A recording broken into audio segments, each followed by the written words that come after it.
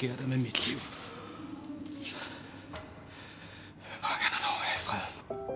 Undskyld, jeg forstyrrer. Er det vicestatsadvokat Peter Schultz? Ja. Sarlund.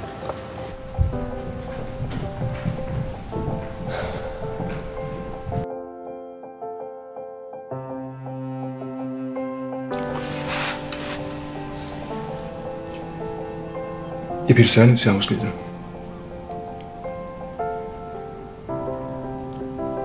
Han kom kun for at bede om penge. Ja, altså så vidt jeg forstod, så skulle han snart permanent tilbage til sit hjemland. Men som sagt, så kunne jeg ikke hjælpe. Har du kakaomælk? Kakaomælk? Tak.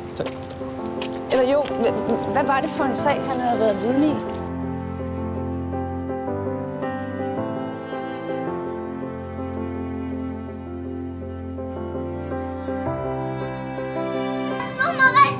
Stop. Hvad er det, du siger?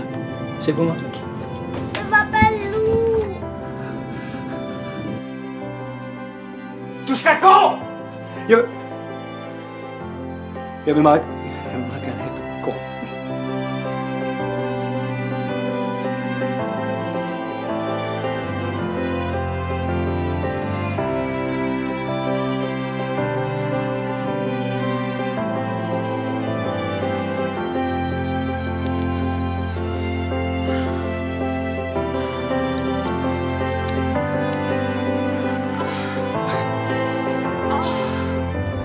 Det er ikke for sjovt, det her, Sofia!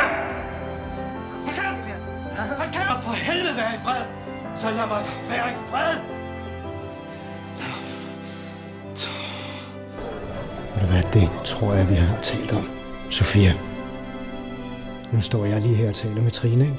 Jamen, det var en sag om et barn, der var løbet hjemmefra og taget livet af sig. Og det var så styrmand og et par andre fra hans besætning, der havde fundet livet i den havn, hvor de lå dengang.